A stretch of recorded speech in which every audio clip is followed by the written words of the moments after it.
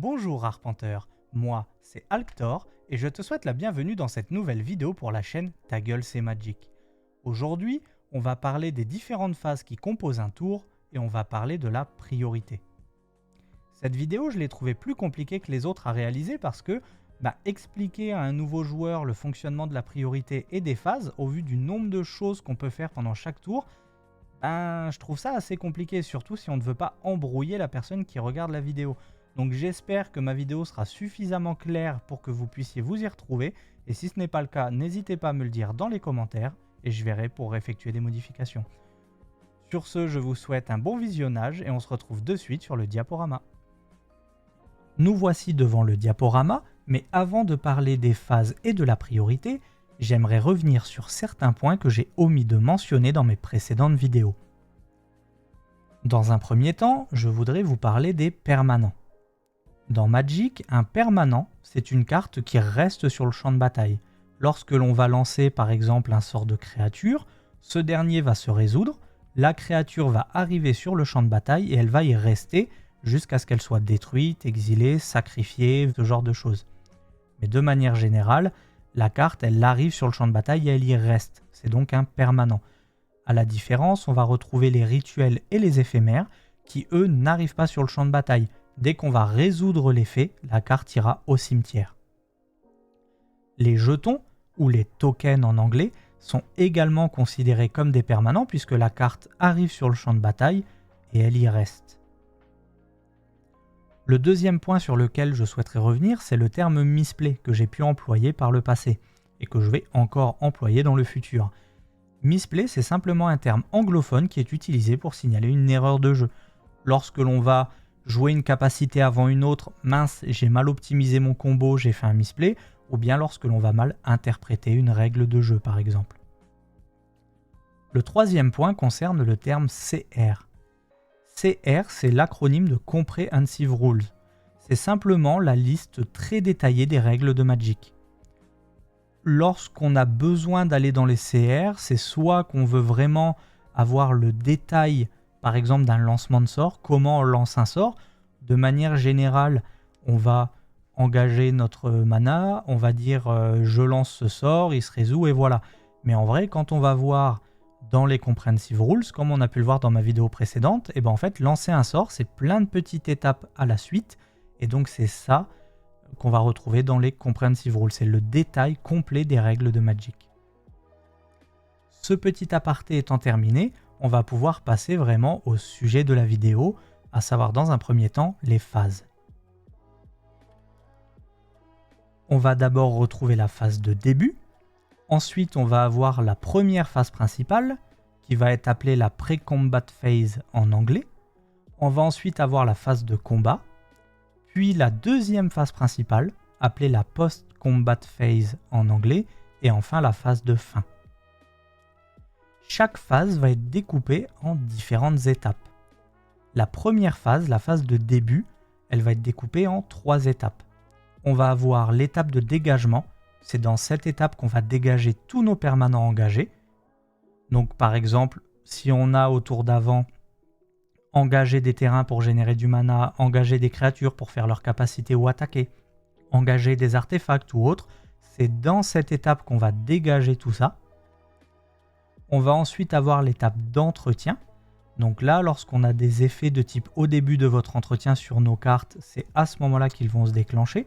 Si par exemple on a une carte qui nous dit au début de votre entretien, perdez un point de vie, piochez une carte, c'est à ce moment-là que l'effet va aller sur la stack. On va ensuite avoir l'étape de pioche. C'est là qu'on va piocher notre carte. Ensuite, la première phase principale. Dans cette première phase principale, on va pouvoir jouer un terrain. J'ai voulu le mettre en souligné puisque jouer un terrain, c'est une action spéciale qu'on ne peut réaliser qu'une seule fois par tour, pendant notre tour, soit dans la première phase principale, soit dans la deuxième phase principale. Alors, on ne peut normalement le faire qu'une fois, mais certaines cartes permettent de le faire une deuxième fois par exemple. Je voulais le souligner parce que la terminologie est assez importante dans Magic, et donc par exemple, comme on a pu le voir dans une précédente vidéo, jouer un terrain, ce n'est pas la même chose que mettre un terrain. Donc, normalement, par défaut, on peut jouer un seul terrain par tour. Par contre, on pourra en mettre plusieurs. Donc ce terme étant assez important, j'ai voulu le souligner et le mettre en majuscule. Ensuite, pendant notre première phase principale, on va pouvoir lancer des sorts et activer des capacités. Il ne me semble pas l'avoir mentionné, donc je voulais le faire apparaître sur ce diaporama. Les capacités activées se lancent à une vitesse éphémère. Donc, on peut activer une capacité pour répondre à un sort qui est déjà sur la stack. Pour information, les sorts à vitesse rituelle, ils ne peuvent être lancés que dans une phase principale, que ce soit la première ou la seconde, mais on ne pourra pas lancer un sort à vitesse rituelle, par exemple, pendant notre phase de début, pendant notre phase de fin, pendant la phase de combat ou ce genre de choses, à moins qu'on ait un effet qui nous dise que l'on puisse lancer tous nos sorts à vitesse éphémère. Après la première phase principale, on va retrouver la phase de combat. La phase de combat, elle va être divisée en plusieurs étapes. Il se trouve que si aucun attaquant n'est déclaré durant l'étape de déclaration des attaquants, eh bien on va simplement passer l'étape de déclaration des bloqueurs et l'étape d'assignation des dommages. Nous, dans un but pédagogique, on va malgré tout voir toutes les étapes de la phase de combat. On va tout d'abord avoir le début du combat.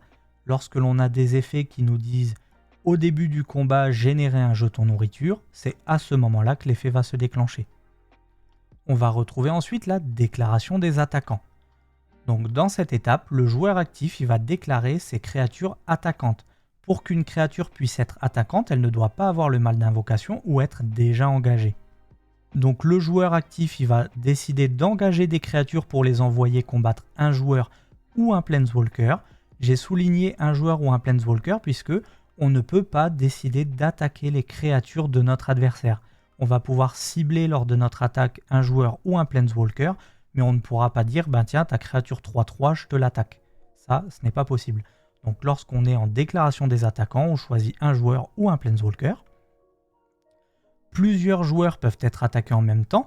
Si par exemple on est dans une partie de commandeurs multiples à 4, eh bien je peux très bien engager une créature pour la faire attaquer le joueur 2 et engager une autre créature pour la faire attaquer le joueur 3. On peut également envoyer une de nos créatures contre le joueur 2 et envoyer une autre de nos créatures contre le planeswalker du joueur 2.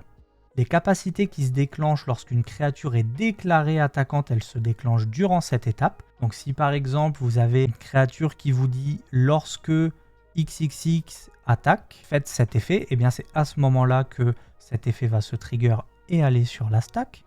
Et une créature attaquante, elle restera attaquante jusqu'à ce qu'elle soit retirée du combat ou que la phase de combat se termine.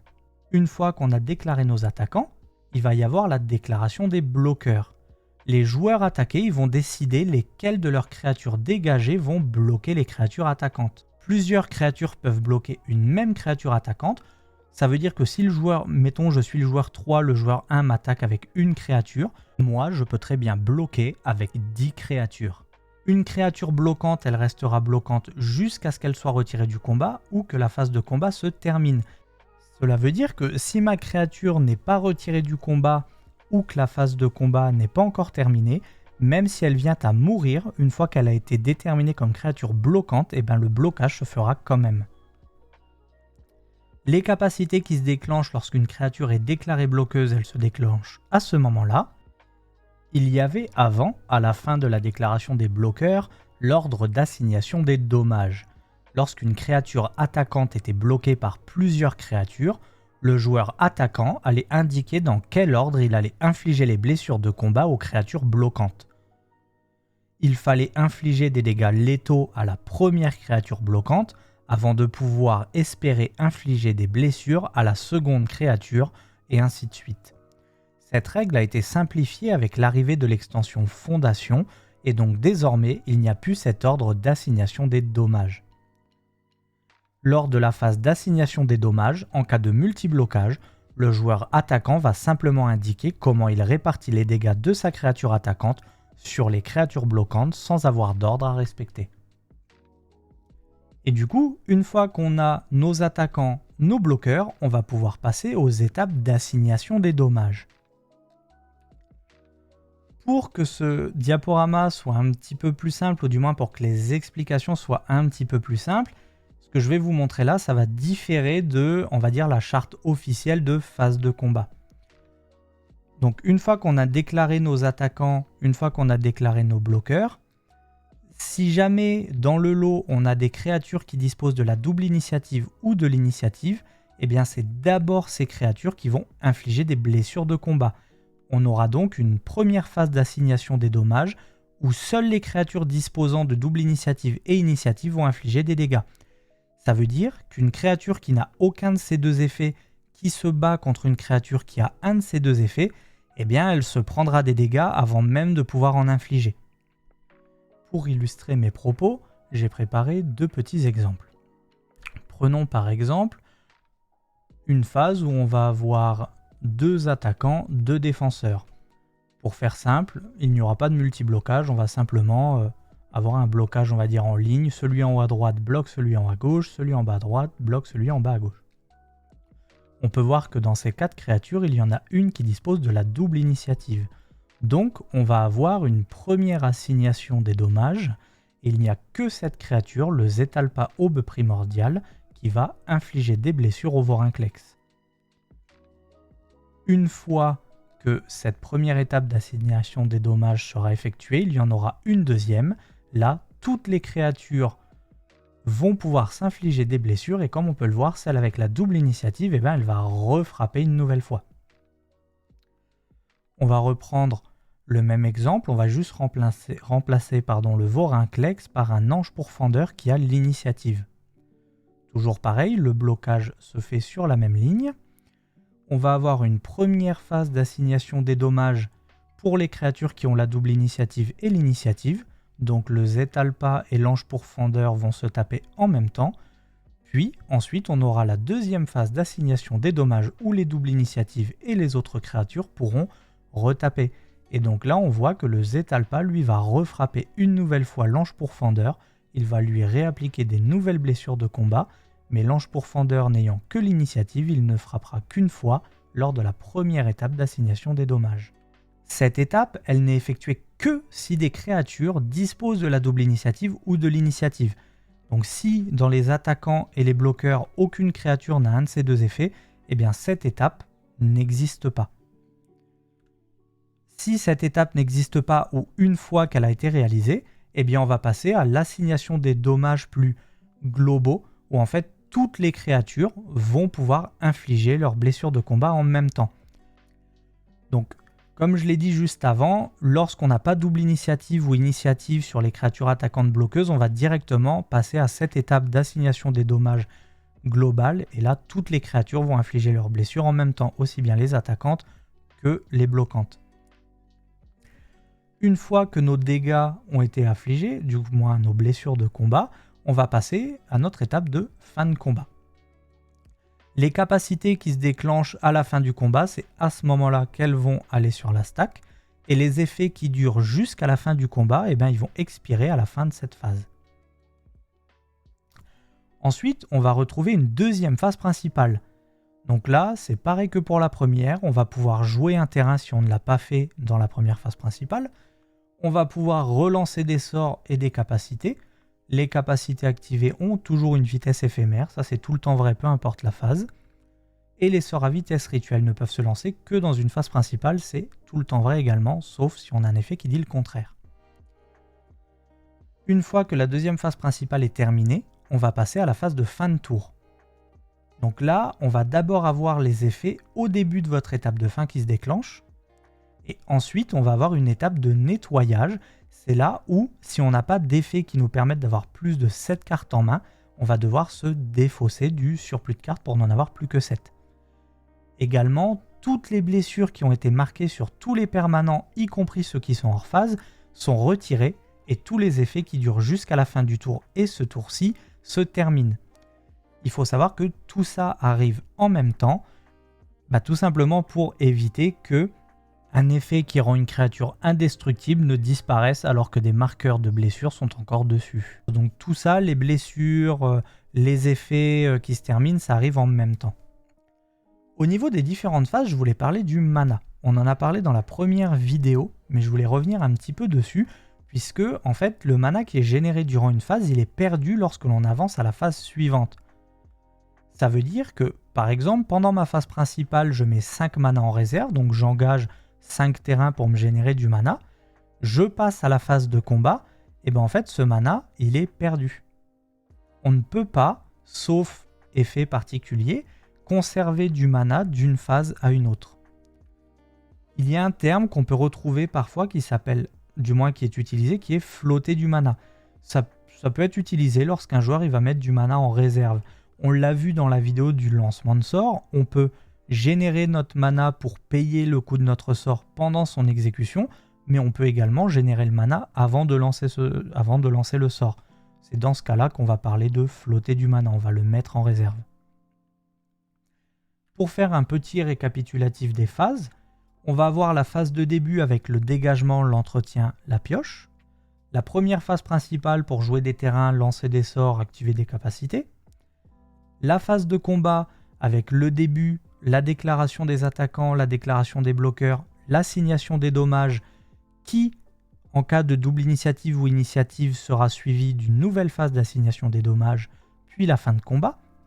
Ensuite, la deuxième phase principale qui est à l'identique de la première, et enfin la phase de tour avec l'étape de fin et l'étape de nettoyage.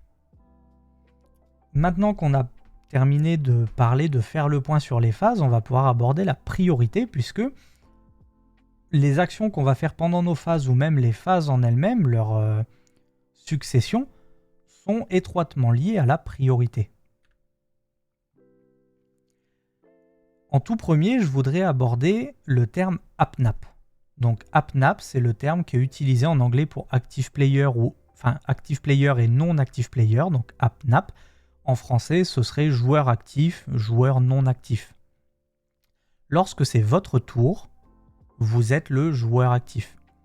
Ça va avoir son importance parce que le joueur actif, il reçoit la priorité au début de la plupart des étapes et des phases, mais après que les actions obligatoires du tour ont été gérées et que les capacités qui se déclenchent au début de cette phase ou étape ont été mises sur la pile.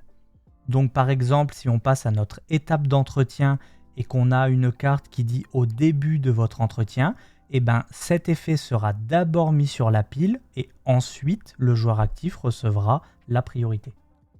Lorsqu'un sort ou une capacité en stack se résout, c'est le joueur actif, pareil, qui reçoit la priorité juste après. Donc si par exemple c'est le joueur B, c'est mon adversaire qui avait un sort en stack qu'il avait mis sur un des miens en réponse, lorsque son sort va se résoudre, eh bien même si c'était son sort, comme je suis le joueur actif, c'est moi qui recevrai la priorité tout de suite après sa résolution. La priorité, comme je l'ai mentionné, c'est étroitement lié avec les phases. Et bien en fait, la priorité, c'est ce qui va permettre d'avancer dans les phases et les étapes. Parce qu'en réalité, lorsqu'on joue, on va dire, bon, je fais ma phase de début, mon étape d'entretien, je pioche ma carte, je ne fais rien pendant ma phase principale, je passe directement à ma phase de combat. Et bien en réalité, ce qui va se passer, c'est que on va être par exemple en première phase principale, je ne vais pas directement passer en phase de combat, je vais dire, je ne souhaite faire aucune action, je passe la priorité à mon adversaire tout de suite après moi. Donc dans le sens des aiguilles d'une montre. Mon adversaire ne veut rien faire, il passe la priorité au suivant. Le suivant ne veut rien faire, il passe la priorité au suivant. Le suivant ne veut rien faire, la priorité me revient. On a fait un tour complet de table sans que personne ne fasse aucune action. On va passer à l'étape suivante, du moins à la phase suivante ou à l'étape suivante.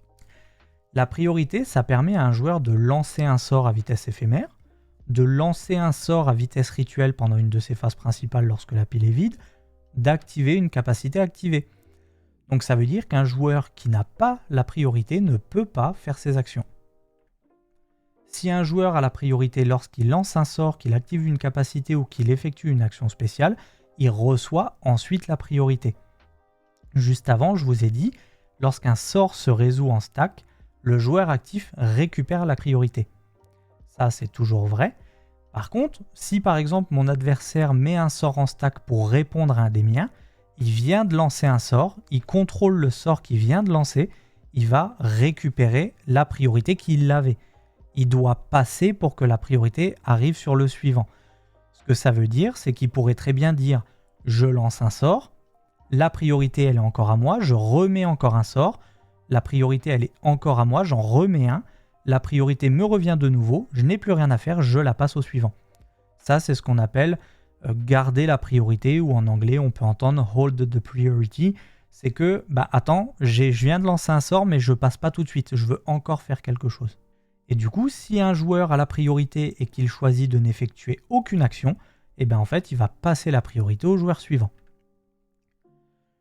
Pour refaire un petit exemple, prenons le joueur A qui est le joueur actif. Il dispose de la priorité. Ce joueur, il va lancer un sort sur la pile.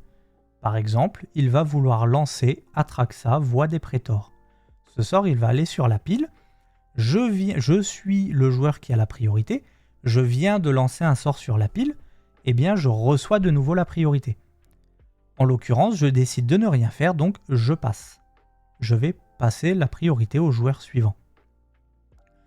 Le joueur B, il reçoit la priorité et il va décider, en réponse à mon sort qui est sur la stack, de lancer un sort à vitesse éphémère sur la pile. Il vient de lancer un sort, le sort arrive sur la stack, il avait la priorité, il reçoit de nouveau la priorité. Il décide de n'effectuer aucune action supplémentaire, il va passer la priorité au joueur suivant. Le joueur C reçoit la priorité, il décide de lancer un sort à vitesse éphémère sur la pile, il vient de lancer un sort, il avait donc la priorité, il la récupère. Il décide de ne rien faire, il va repasser la priorité au joueur suivant. Là, on voit que sur la pile, on a 3 sorts qui sont empilés. On a A, B, C. Donc on avait une partie à 3 joueurs. Après que le joueur C ait passé la priorité, le joueur A la reçoit de nouveau, il décide de ne rien faire. Il passe la priorité. Le joueur B reçoit de nouveau la priorité, il décide de ne rien faire. Et donc on se retrouve dans le cas où tous les joueurs viennent successivement de passer la priorité sans effectuer d'action. On peut donc voir que depuis le dernier sort lancé, il y a eu un tour de table complet sans qu'aucun joueur n'effectue d'action supplémentaire. De ce fait, le sort le plus haut dans la pile va se résoudre. Donc le sort qui est le plus haut, le sort le Vampiric Tutor, il va tout simplement être résolu. Lorsque l'on résout un sort, on l'a vu juste avant, le joueur actif va recevoir la priorité. Donc le sort du joueur C, c'est résolu. Le joueur A, comme il est actif, il va recevoir la priorité de nouveau. Il va la passer à B, parce qu'il ne souhaite rien faire. B ne va rien faire, C ne va rien faire. Tous les joueurs ont passé la priorité sans effectuer d'action. Le sort le plus haut va se résoudre.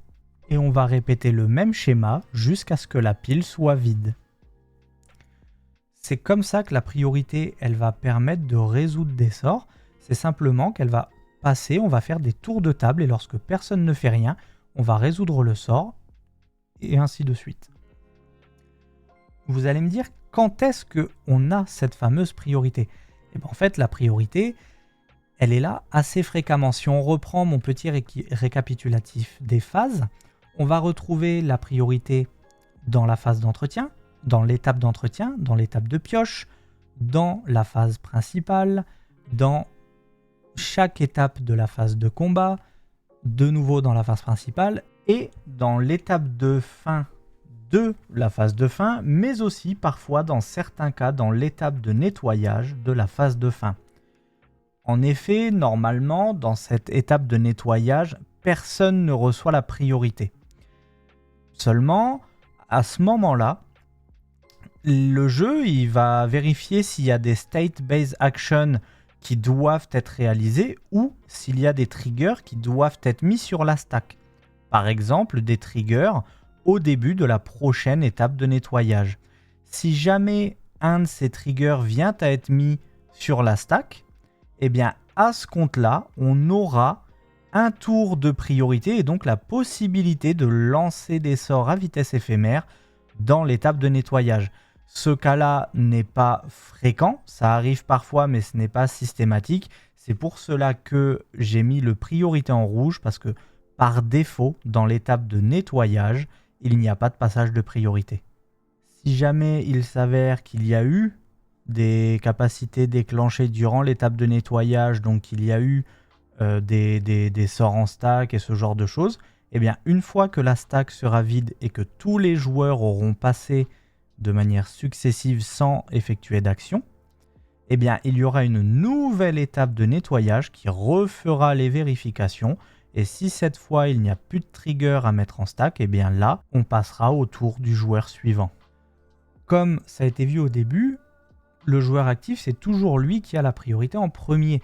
Donc ça veut dire, lorsque l'on va être dans l'étape d'entretien, c'est d'abord le joueur actif qui va avoir la priorité, qui décide de ne rien faire, qui va la passer aux autres joueurs, et c'est seulement à ce moment-là que les joueurs pourront éventuellement faire quelque chose. Lancer un sort à vitesse éphémère. Ce que je veux mettre en avant, c'est que, par exemple, je désengage, je passe en phase d'entretien, mon adversaire ne peut pas dire « Ah, phase d'entretien, je fais quelque chose ». Non, c'est d'abord moi, et si je décide de passer la priorité parce que je n'ai pas de sort à lancer ou que je n'ai plus envie d'en lancer, à ce moment-là, tu pourras, toi, joueur suivant, avoir la priorité et faire quelque chose si tu en as envie. C'est d'abord moi, et si je décide de ne rien faire, tu peux faire quelque chose, mais tu dois attendre. Il faut faire attention à ça parce que parfois, on peut se griller la priorité, et ça va avoir un impact parce que, imaginons, le joueur A fait quelque chose. Moi, je suis le joueur 3 et je dis « Ah bah, en réponse, je lance mon sort pour raser tout le board. » Bah en fait, peut-être que le joueur juste avant moi, le joueur 2, il allait le faire et j'aurais pu conserver ma carte. Donc là, non seulement, en quelque sorte, je viens de faire une erreur de jeu, un misplay, puisque je viens de griller la priorité, mais en plus, je viens de perdre une carte alors que mon adversaire avant moi aurait peut-être utilisé la sienne, ce qui m'aurait permis de garder la mienne. Donc il faut vraiment faire attention là-dessus pour ne pas griller la priorité. Je voulais faire un petit point d'attention sur ce que j'ai abordé là juste avant, notamment sur le fait que certains sorts ou certaines capacités ne peuvent être lancés que lorsque la pile est vide. On l'a vu, les sorts à vitesse rituelle, pour qu'ils se lancent, la pile doit être vide. Ça veut dire que ces sorts-là ne peuvent pas être utilisés en réponse à un sort ou à une capacité. Si on reprenait la stack qu'il y avait dans l'exemple juste avant, où on avait Atraxa, suivi du contre-sort, suivi du précepteur vampirique, du vampirique tutor, eh bien, le contre-sort et le vampirique tutor, c'était deux éphémères.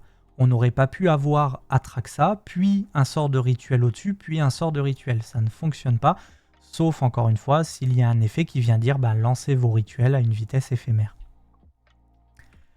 Le terme blessure de combat, dont on a parlé dans l'assignation des dommages, ça ne concerne que les blessures infligées durant la phase de combat. Ce point-là, il est important parce que si des blessures sont infligées en dehors, ce ne sont pas des blessures de combat.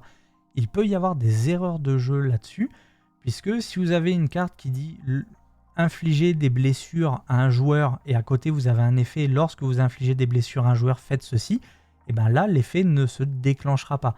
Donc il faut bien faire la distinction entre blessure et blessure de combat. J'espère que cette petite vidéo vous aura permis d'en savoir plus sur les phases et sur la priorité. J'espère avoir été suffisamment clair sur ce point de priorité. Je sais que ce n'est pas forcément quelque chose qui est très simple à comprendre.